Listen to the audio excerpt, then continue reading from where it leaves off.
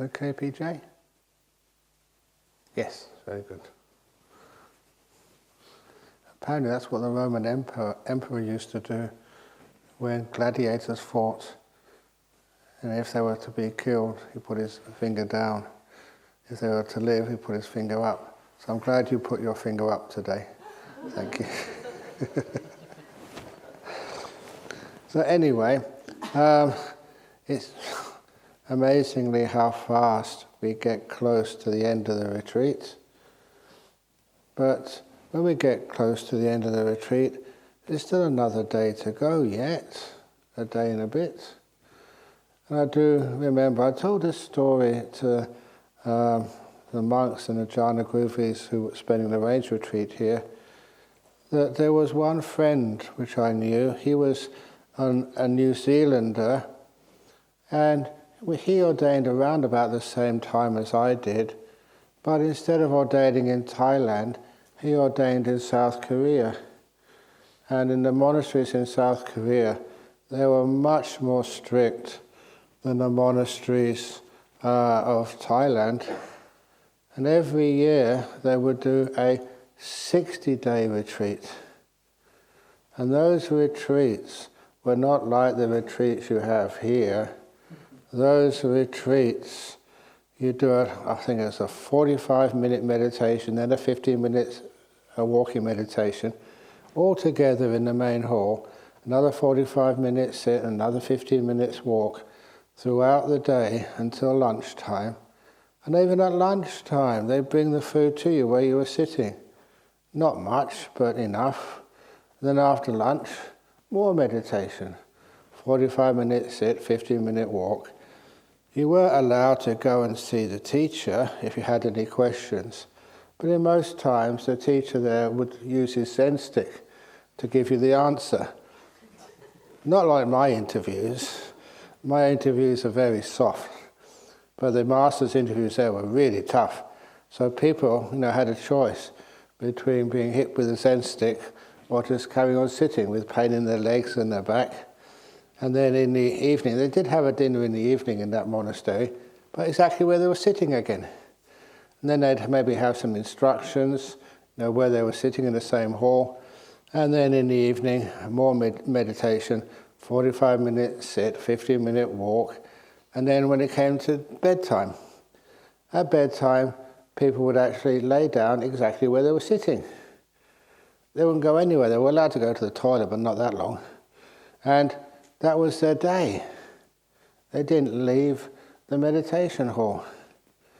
And so a young monk, the poor fellow, even just after one day, he'd meditated before, but when it comes to meditating 45 minute, 50 minute, 45 minute, 50 minute, 45 minute, 50 minute, his legs and his back really started to hurt.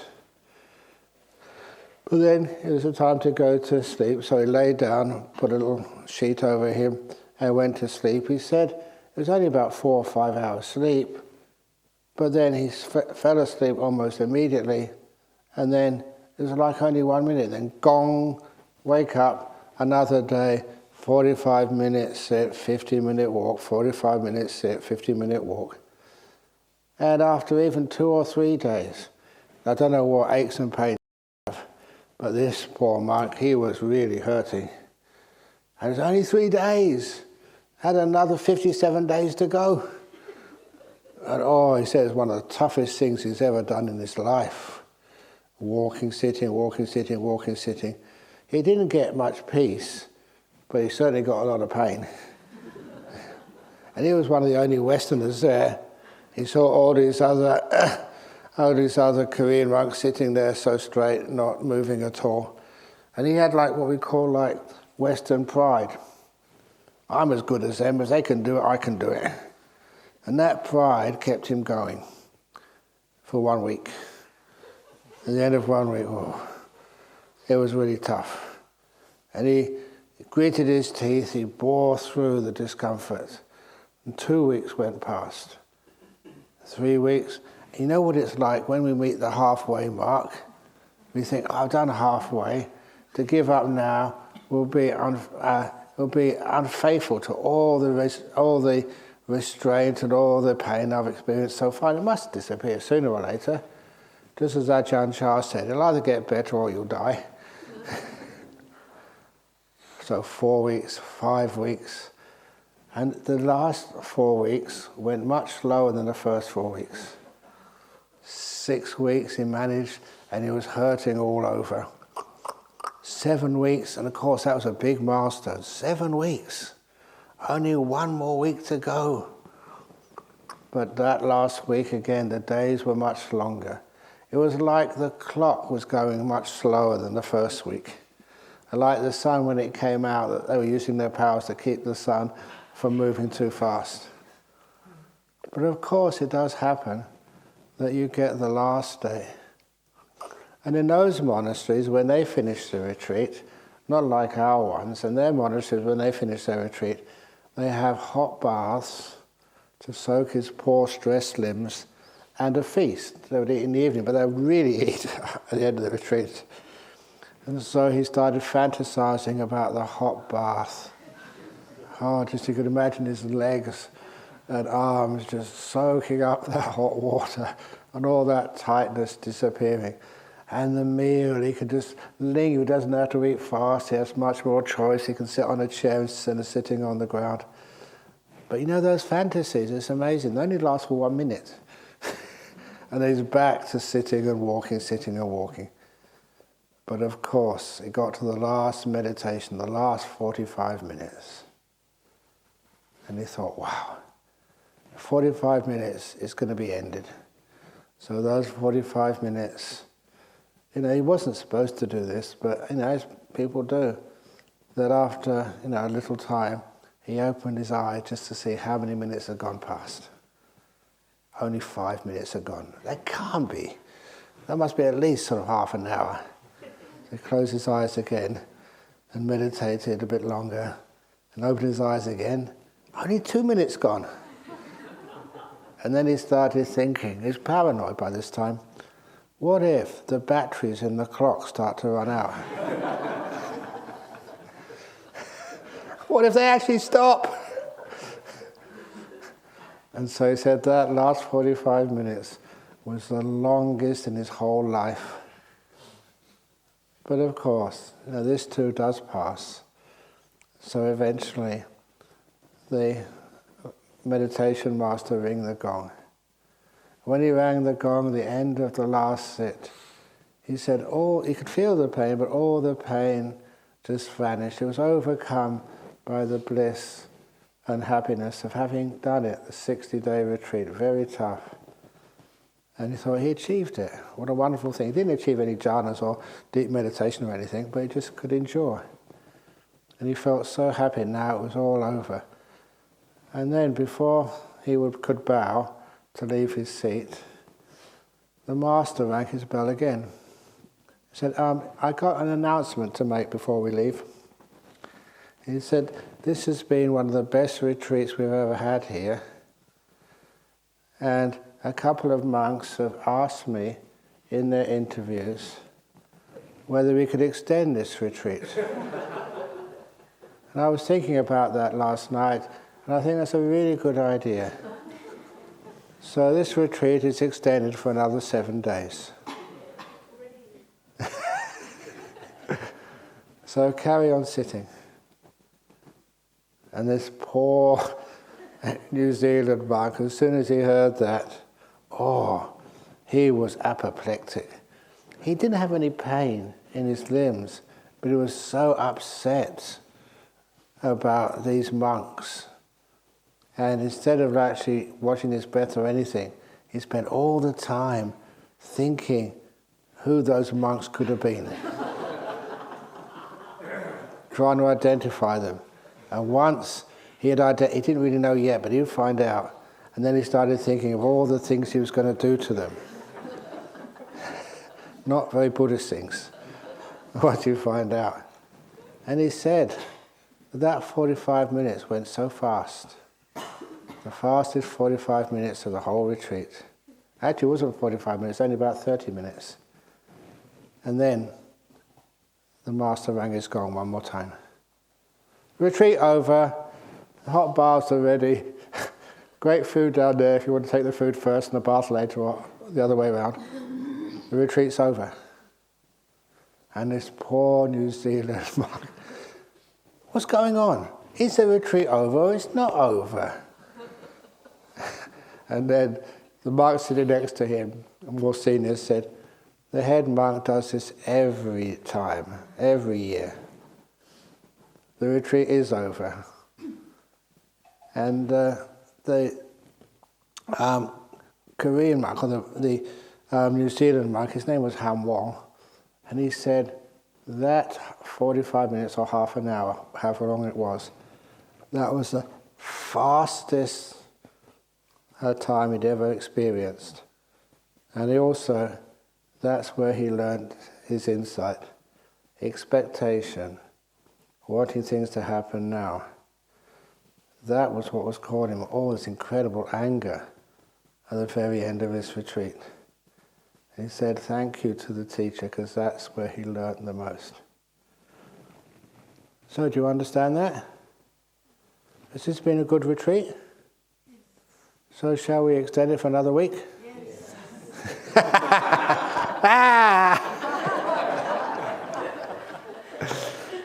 Very good.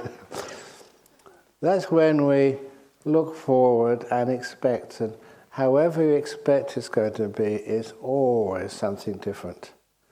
In fact, that statement is actually a statement by the Buddha in one of the suttas, and that's a Sapurasapugala Sutta, where he said, Yang yang manyati tang tang anyata. Whatever you think it's going to be, it will always be different.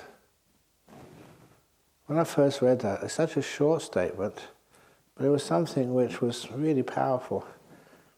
Because you imagine many, many things, what's going to happen this afternoon, what you're going to have for lunch.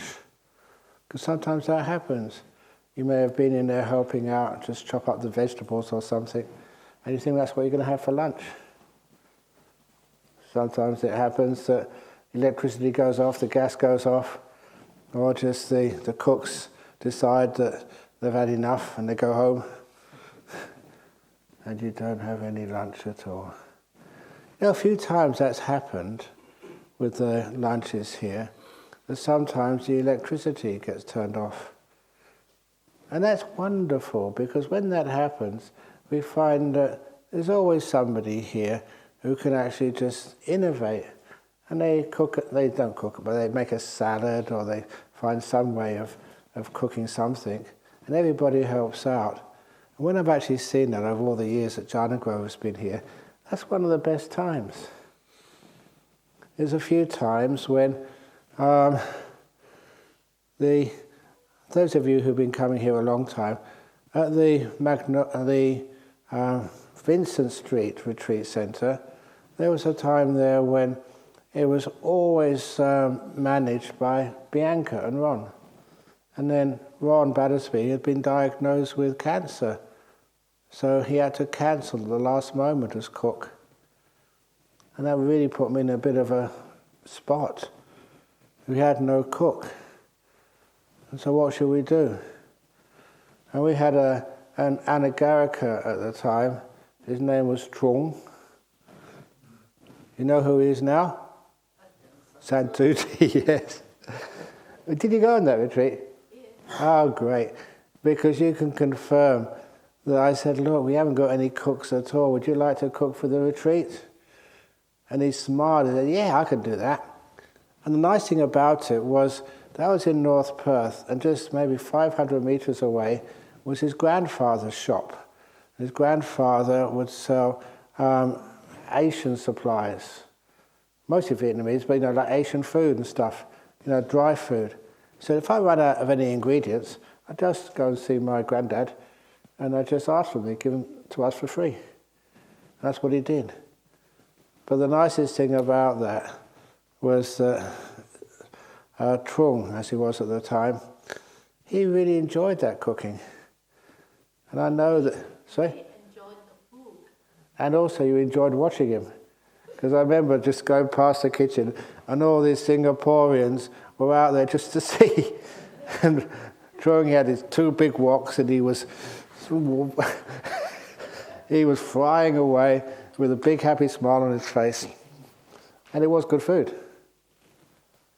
But you know that some of the best food in Jhana Grove, and one of the times when I was very happy to invite this gentleman to actually do the cooking, and there was a hard time getting cooks for the retreat. This was for one of the BSWA retreats. And we approached this man, he said, yes, I could do that. And so he came in the morning, and it's amazing his work ethic and the amount of stuff he cooked. One of the things I was really impressed with, he would make pizzas every day, but he would make everything himself, including the flour and the base. He'd bake the bread on which the pizza was done. And he was a really, really good cook. And he did that for those 9 days, all for free. He didn't accept anything. And the last day in the afternoon when we finished off, that we were saying thank you to everybody. And they said, well, what about this gentleman? Where's he gone? Can't we say thank you to him? And I told him where he was. He was in Karna prison farm. He was one of the prisoners on work release. And I never told people that until the end of the retreat, because he was in there for violent rape. Was he a rapist? No. He was a person who'd done that violent rape. He was on drugs at the time. When I say that, it was a very strong statement. Of course, I trusted him, and he lived up to that trust. He said he did that once when he was young. He'll never do it again. He never has done anything bad again. He's now out in the community and just happily married. Always happy to help out. But at the time, it was my way of giving a teaching to each one of you. That there you have, if I'd have told you, who that person was and where he was staying at night time once he left here, I think most of the people would have probably left at the retreat, scared. But it's one of the reasons why I say there's no such thing as a criminal. There's only a person who's done a crime. There's no such thing as a liar. There's a person who told a lie. And when you understand that, you understand a greater insight about life. That sometimes we define a person by 1 or 2, 3 or 4 mistakes they made in the past. Big mistakes. But that doesn't define who the person is. Sometimes you can give them some trust. Trust is one of the big things. You trust them. And sometimes they're surprised at your trust. And they said they'd always live up to it. And that's one of the reasons why he came here. He was a wonderful fella. People were working in the kitchen with him, doing some cutting up of vegetables or whatever, helping clean up afterwards, and said what a wonderful fellow he was. He was perfectly safe. I could see that, but I couldn't tell you that until the very end. So he's one of the best cooks we had over here, totally for free. And he just taught the Dhamma by who he was. So, this is one of the reasons why you come to Jhana Grove, and the teachings are in so many different areas. One of the things I was going to say this morning, that when you do meditate, I mentioned this in passing, there's something which either mental health or physical health or just social health talks about a lot, and that is resilience. And sometimes, what resilience is on the surface. Things happen to you, and you can allow it just to flow off you. People say bad words about you, and it goes in one ear and out the other. You don't keep anything. It's one of the reasons why even Ajahn Chah would teach me. What is it, if anyone calls you a dog, what should you do? That's right, look at your bottom. So if someone says anything bad about you, you're a dirty dog. They actually don't say the word dog, they use other words for dog. Still means dog, but it's just really just nasty speech. And he said, if someone does that, look at your bottom to see if it's got a tail. If you haven't got a tail, you're not a dog. And he also used to tell the story of this African-American GI in Thailand during the time of the Vietnam War. There was an air base not far from Ubon Ratchathani with lots of Americans there. And he said one day an American GI, he was a black African, got in one of the cycle rickshaws and was being taken from the base into Ubon town. And on the journey, the driver passed some of his friends who were drinking whiskey at a roadside bar. And his friends, shouted out, "Where are you taking that dirty American dog to?" Pointing at the American GI. And the soldier was just looking around, enjoying the scenery. And of course the driver thought, he doesn't know the local language, so he said, "I'm taking this dirty dog, see how dirty he is, and I'm going to throw him in the river to have a good wash." Ha ha ha ha ha. And they all laughed. The American didn't laugh, he was just carried on looking at the scenery. Apparently he didn't understand any word of the conversation. But when they got to the destination, there the African-American soldier got out of the rickshaw and started walking away without paying. And when the driver of the rickshaw shouted, he knew some English, "Hey, American, money, dollars, fare." And then the American soldier turned around, and they didn't speak Thai in this part of the world. It was like Isan language, like Laotian. And he spoke in perfect Laotian, "Dogs don't have any money." And so he didn't have to pay. Have you ever seen a dog with any money? So of course dogs don't have to pay. And I remember everybody enjoyed that. Sometimes you can assume that people don't know what you're talking about, maybe in a different language. I mean, I've been going to Singapore a long time. Do I know the local dialect of Chinese? If I did, I wouldn't tell you. It's much more fun listening to what you're saying. But anyhow, that is actually where you can see then people say bad things about you. And you have a kind of resilience. I always say, if somebody says good things about me, okay, I'll accept that. So especially about this retreat, if you enjoyed this retreat, then I'd accept your praise. If there's any problems about this retreat, any difficulties, please tell the manager. I know. That's fair enough. But the real sense of resilience, comes from that simile which I gave, but only briefly, of like the guitar string, or like the string on a violin. You have to tighten that string to get a sound out of it. If it's very, very tight, well, let's say not just tight, but stressed, under stress, then you pluck it with a plectrum or with the bow, and you get a sound out of it.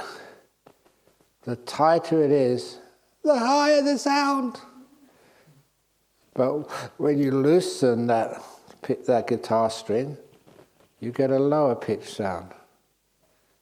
And when you loosen it so much, there's no stress on it at all, no tension. Something hits it. It doesn't make any sound at all. Well, I thought that was a beautiful description of what stress is. When you are relaxed and at ease. I've seen this quite a few times, maybe in the newspapers, I haven't seen it in reality, but sometimes little kids fall out of the balcony, high up, and they fall on the floor. That would kill you or me. But this little kid, it just kind of bounces and no breaks at all. How come? Because the kid doesn't know what he's doing, doesn't know what's happening. So he's so relaxed, the bruises are hardly anything at all. Ours, we'll see the ground coming up towards us and we'll be very scared. We'll tense up. And because of that tension, our body doesn't have the resilience. So, that's one of the reasons why if ever you find you're falling out of a balcony, just don't look. Somebody years ago, remember that when Singapore, there wasn't, I was thinking Malaysian Airlines, the flight got shot down over Ukraine or something, in Georgia. And after that, because there was a Singapore Airlines flight going right after that, the same route. They changed the routes afterwards. But people asked me, Ajahn Brahm, please don't fly to England on Singapore Airlines. What would you do if you got shot down? Well, if I got shot down over some of these places, say Afghanistan, even if I survived the plane crash, then they'd cut my throat because I was an unbeliever, I was a Buddhist. So what are you going to do? And I figured that out very easily. So what I would do, first of all, my robe, that would be my parachute. It's a big robe, It's about 3 meters wide by 2.5 meters. So if you get either end, you may get a few bruises, but it will really slow you down quite a lot. And he said, yes, but once you survive the fall, then what would you do? And that'd be very easy.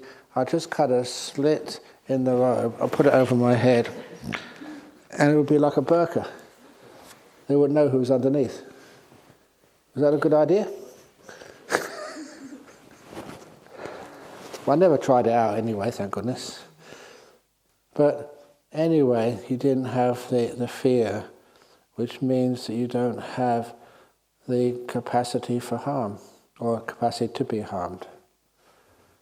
One of the other times when I was in a very difficult situation, but came out with no trouble at all, there was, northeast of Thailand, a number of cases when these old passenger buses, would burst into flame. One of my friends who was a monk, he was in one of those buses, and it burst into flame. He escaped with his life, but all his yarn and his bowl were still within the bus. He had to leave them in there, and they all got burnt to bits. And the bus company, because he was especially a monk, they made sure that they gave him a replacement bowl and other stuff. Because, they didn't want to have bad karma. They already had enough bad karma, but they didn't want more. So anyway, so I was in a bus once, many times, but on this occasion, an old bus in the northeast of Thailand. And because you're a monk, they always put you in the front seat of the bus. You know why they do that? To protect the bus and all the passengers behind from a front-end collision. They say the monk's good karma will actually protect everyone behind. So a few times, another bus trip, and like a big modern bus, they put me in the front. And I was almost right next to the window. And the driver was to the left. And the driver was so happy to have a monk on his bus. And I found out the reason why was because there was a movie on the TV for the bus passengers, but the driver was also watching it. And he's going down these really busy freeways. And it was really dangerous, he'd be driving around watching the movie, and it's my job to protect the bus. Fortunately, it worked okay, but on this occasion, in the front seat of a bus, and next to the window on the right-hand side, and it was on the right-hand, yes, really, that's what I remember, yeah. But in Thailand, they used to drive, anyway, yeah. Behind the driver? No, because the driver was kind of next to us. And, yeah, but anyway, there were two monks in the front seat. I was on the window seat, and there's another monk sitting next to me. And then a packed bus, lots of villagers there. And then someone in the back shouted, "Fire, fire!" There was smoke coming out. So the driver slammed on the brakes. The driver, once the bus had stopped, he went through the window to climb out, and the monk sitting next to me on the aisle seat, we're not supposed to come into physical contact with the opposite gender, but he didn't mind that. This was an emergency. He pushed his way out too, and everybody was getting out. And because I didn't read the newspapers, because I didn't sort of see the TV or radio, I didn't know what was going on. So I just sat there in my seat, just really peaceful and just not worried at all. I wasn't brave, I was stupid. And everybody left the bus except for myself, just sitting in the seat calmly.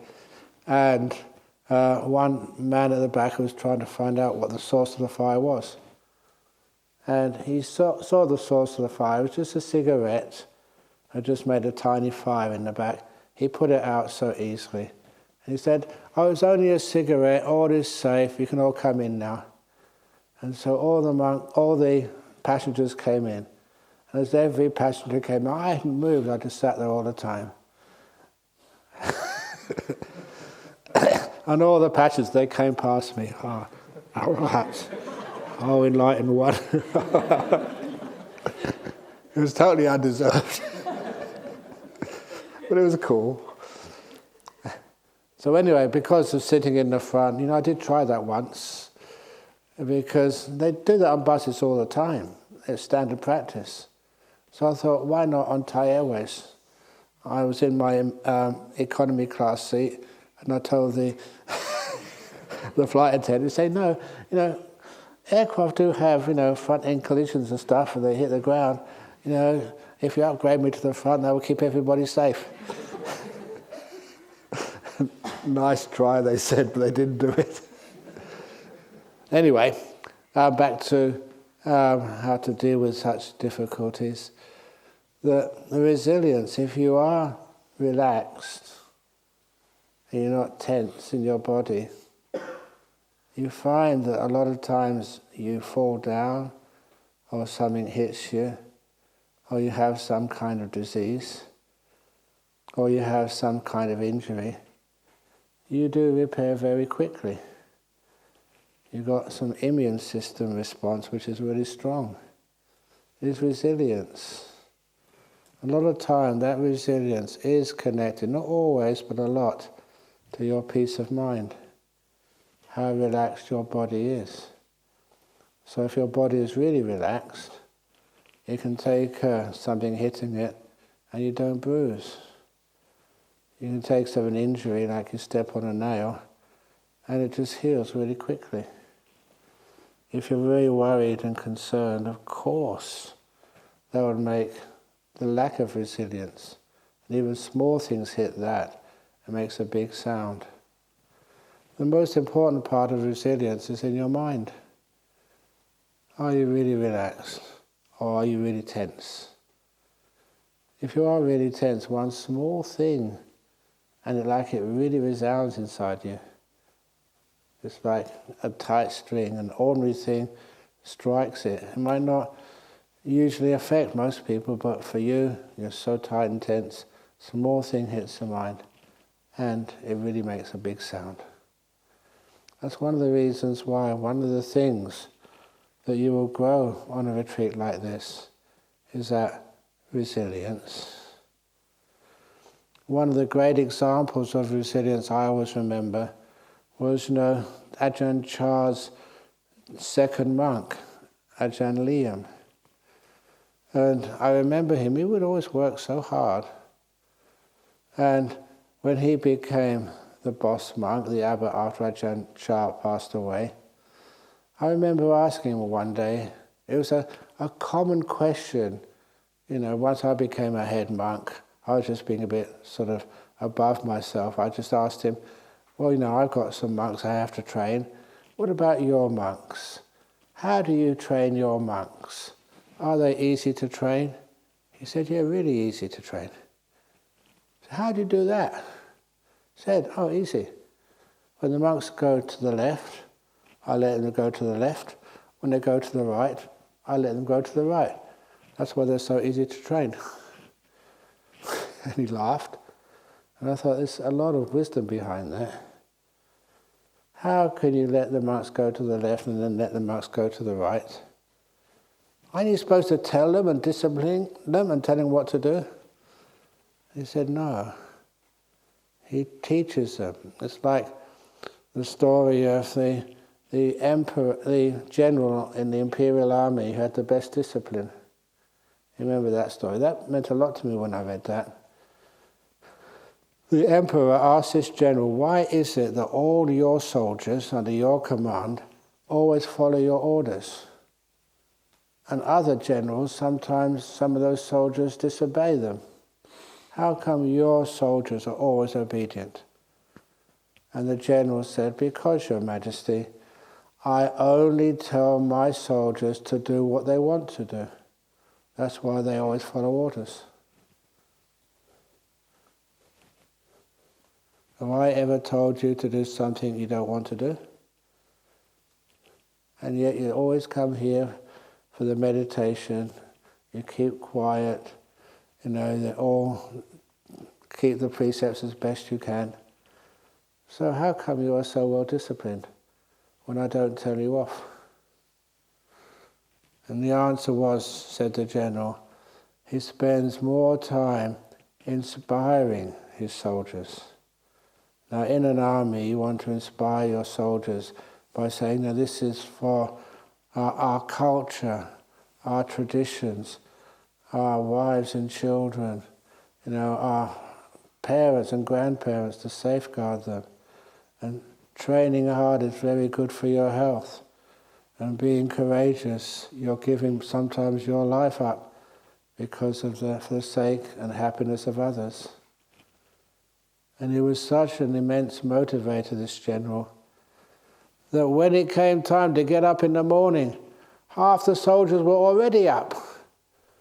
When it came to do the training, they really gave it everything they wanted. They wanted to be good soldiers. And when it came into the battles, they realized that, it's for their friends and their loved ones, that if it meant that they got wounded or even killed, they were willing to do that. Because they had been, I'll change the word from motivated, brainwashed by their general. This is what they wanted to do. It's called conditioning. It's one of the reasons why also that, tomorrow is our last day and Sunday is our Katina day. This is the time when we collect the most donations to keep the monasteries going. And sometimes it's very difficult, especially for Bhikkhuni monasteries, to get enough donations. But it reminds me of the story of the monk. He was having such a difficult time raising enough donations for his new monastery. So he went to see a senior monk. He said, well, look, it's easy. Same thing happened to me, he said, when I first started the monastery. It was so hard to raise donations, but I found the best way. And I advise you to do the same. Next time you give a talk, make sure all the windows are closed. Turn on the aircon so it's especially hot. And start giving a boring talk. That was easy for this monk. So he started giving a boring talk with all the windows closed. It was stuffy, it was hot. And he said, when your disciples in the hall start to fall asleep, before they fall asleep, take out your watch, swing it backwards and forwards. Until, be mindful of the watch. It's a mindfulness exercise. And then after a while, they'll all be hypnotized. And once they're hypnotized, then you give them the instructions. As you go out, no coins in the box, no 5s, 10s or 20s, only 50s and 100s. He said, I can't do that, that's fraud. No, it's not fraud, it's encouraging good karma. So he was desperate, so he tried that. It really worked. His donation box was stuffed with $50 and $100 notes. He really cleaned up that day. But he was smart enough, he couldn't do that next week, otherwise people would soon suss him out. They'd discover. And so he waited for a couple of weeks until he needed some more money, and he tried the same again. He closed all the windows, turned up the heat in the room, gave a boring sermon, and then he got out his watch, and when they were just about to be hypnotized, he dropped his watch. And he was so surprised, he said an expletive. He said, "Oh shit." And that's what they did. It took him a couple of weeks to clean out the hall.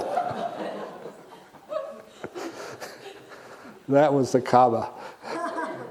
So you see, we don't do that here. But we know with the resilience doesn't mean you try and exploit people, or you try and get what you want. You have this beautiful sense of, well, if it happens, it happens. If it doesn't happen, if you really relax, it doesn't really matter what happens. And there's a few times, especially in the early days here, or in Thailand, or in other places, sometimes you don't get a meal that day. Simply because something happens. I remember many times that it's not you choose this. There was one person who was having a very difficult time. She just stabbed her mother-in-law that morning, and she was running away to the airport to try and escape. She had a sort of breakdown. And, she was a Thai Buddhist, kind of Buddhist, and so I went to the airport to try and talk her out of just doing any more harm.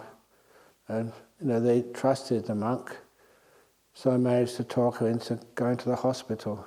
She was very paranoid in the hospital, but she did get admitted for a day. And at the end of the day, she came out again. And her mother-in-law was amazing. Her mother-in-law had to go in the hospital, get many stitches. But, she forgave her daughter. It was just like a cultural problem for her, coming from an Asian culture. Her English wasn't that good. And, she eventually just settled down in that relationship, in that marriage. She still comes to the temple now. She's an elderly lady. But anyway, that I missed my lunch for that day. So there are times when you do miss your lunch, but I was very happy to miss my lunch because, you could actually do something. I make up for it these days. You could actually help somebody. You have kind of resilience. You don't have to eat every day. Do you? Do you want to test it out? No, you don't want to test it out and not have lunch today. So you survive easy enough. So when we have that sort of resilience, not that fear, now you can find that all these unpleasant things which may happen to you, they don't make much of an effect on you.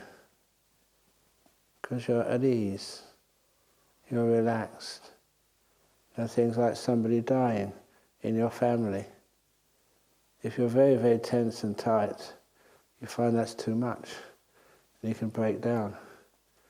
If you're at ease and relaxed, even if you're not quite sure what's going to happen, where they're going, when you're relaxed and at ease, you can actually take those things with much more stability. It's one of the reasons why that some of the monks and nuns, I've told these stories, they go and see their relations when the relations are very sick and dying. And when they do die, that's when the monks or the nuns, having them around, and just this nice stable presence, kind, wise, it calms everybody else down. And it's a great resource to have in your family. If it's not sort of a relation, sometimes you just can't get there. But if it is a relation, of course they will go there, the next available flight to help out. And that's a huge resource for everybody. So this is one of the reasons why when we have that resilience, what will really affect other people hardly affects us at all. And sometimes people think, are you cold? You're not cold. Are you not empathetic? Is that right? Empathic? Whatever. It is you have empathy, but you also have the wisdom and the kindness to do the very best for the people you are with and for others, without sort of overreacting. And when we can do things like that, our resilience is so great that whether it's in an office, at work, in the family, in the community, wherever you are, you tend to be someone who can stabilize people's emotions. And that's a huge gift. It's not just giving a talk, it's actually who you are. That's one of the reasons why that simile, it's one of my popular similes right now, that's of the royal elephant. And the person who would go and the royal elephant who became very bad-natured. And then one of the king's vets, doctors, couldn't find out what was wrong with the royal elephant.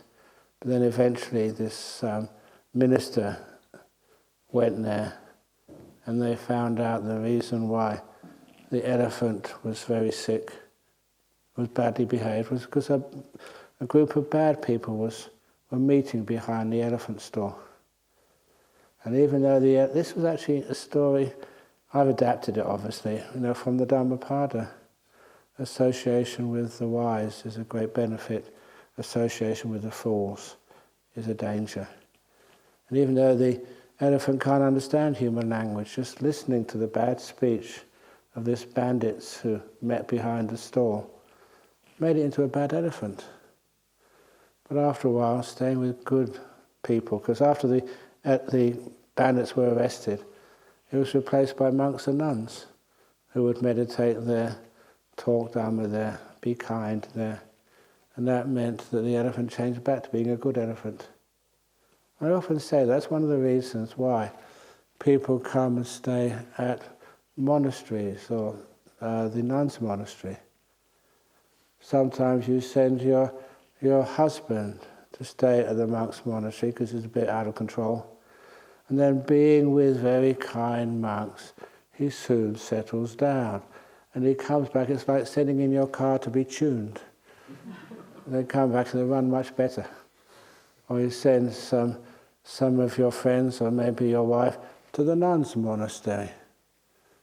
And she comes back and her speech is just so much better when she's hung out with the nuns for a while. But there's one problem with that. And that is because the monks have been hanging out with your husbands for a while. Sometimes the monks get a bit bad speech. Anyway, that was a beautiful story, from the Buddha. It's one of the reasons some of those stories are just powerful. Somebody reminded me, it was an email from one of our volunteers in town, saying there was a gentleman, there's an old school psychologist over in the United States somewhere, and what got him through a lot of difficulty was the old story of the donkey who fell in the well. You remember that story? All of you? Okay, I'm going to tell it anyway. So once upon a time, a donkey was walking in the forest, minding its own business, a very ordinary donkey. But because he wasn't mindful, he'd never been to the Buddhist center and done any retreats, his mindfulness was not that strong, so he fell into this well, this big open hole in the middle of the jungle. Fortunately, it was a dry well. So when he got to the bottom of the well, he didn't drown. He was a bit bruised, but he couldn't get out. He was stuck in this bottom of the well, and the walls were so steep he couldn't sort of climb them. So the only thing he could do was to try and shout for help. E-O! E-O! E-O! That's donkey speak for help. Do you believe me? Can you speak donkey? Anyway, E-O, E-O, E-O. He was stuck in the bottom of the well. And of course, being in the bottom of the well, that subdues your sound. He was just still shouting for over an hour. Getting hoarse instead of being a donkey. And, no, it's not. Don't laugh at that silly thing. So then this farmer came past, and he heard the sound of the bottom of the well. He looked out into the bottom of the well, and the bottom of the well was a stupid donkey. He never liked donkeys, this farmer. But he also realized that was a dangerous hazard. People could be walking past and fall in, or maybe some of his cows or goats could fall in. So he decided to, in his language, to kill 2 birds with 1 stone. In Buddhist language, we say to cut 2 carrots with the same knife. So he decided to fill the hole in with dirt, with a donkey at the bottom. He could actually bury the donkey alive and also fill up the well. It's really mean and cruel. So anyway, he got a big spade and he started digging earth and putting the earth in the bottom of the well. And when the donkey realized what was going on, he was being buried alive. The donkey really got his voice back. Eeyore! Eeyore! Eeyore! Trying to stop the man from killing him. But the man didn't care. He just kept on putting the earth into the well. And after a while, the donkey stopped shouting. The man thought he'd already buried that donkey. So he just kept on shoveling earth. And he couldn't actually see what was really going on in the bottom of the well. What was really going on, I'll just move to the front of this to show you. What was really going on, every shovel of earth which went on the donkey's back, he shook it off, stamped it in, and that donkey grew a centimetre higher every time.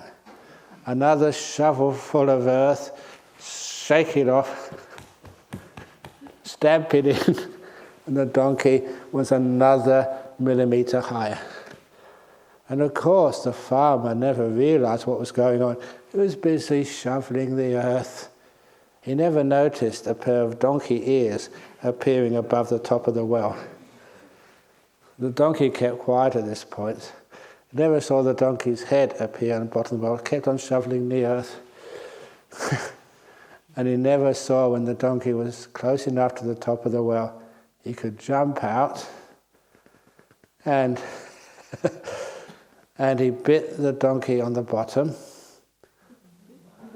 No, he couldn't do that, could he? Thank you, B. That was a test of your awareness. The donkey bit the man on the bottom, just so he could always remember just what a sore ass is like, and ran away. And the moral of that story is, if somebody abuses you, says wrong things about you, don't shout out. Shake it off, stamp it in, and you get a bit higher every time. And this guy of the United States, he said in his email, that was a story which meant the most to him. But I must admit, sometimes you tell those stories, it doesn't work. Because, once I told that story, there's one lady from Sri Lanka here, to President Rajapaksa. He really liked it. You never tell that to a politician, otherwise they don't take any criticism. They just shrug it off, stamp it in, and carry on going. But anyway, that's a nice way to get your resilience in life. Instead of worrying about what's happening, there's always something you can do. I've always found that the case. You just sit down, wait, and there's always a bus comes from somewhere. It's like being in the crossroads of life. You sit down at the crossroads and wait. And when you see the bus coming, the nice thing about buses, they have their destinations on the front. So you know exactly where it's going to lead. And so you take the bus which you think is going to go to the destination you wish. So you don't always have to keep on going and make decisions all the time. sometimes one of the best decisions is just to pause, to wait until the right decision comes up, and you will know it. Okay, that's the talk. I finished 5 minutes early. That's not very good, is it? Sadhu, sadhu, sadhu. Very good. You know, sometimes when you start these talks and you say sadhu, sadhu, sadhu, people think you're crazy. But after a week, they know you're crazy. No, you're just a happy monk. Okay, so what we're having today, interviews now? Yes. And after Sutta class, we invite Ayasuri and Ayachanda to give a sharing. So do stay back after 5 o'clock. Optional. Okay, you can leave if you don't want to listen. Okay. So So at 5 o'clock, can you lock all the doors? Oh, okay. Yeah, okay. so tea will be after that. Wow, long tea. Okay, excellent. So I wish you a happy morning, and then there will be the interviews. Excellent, okay. Great, see you there.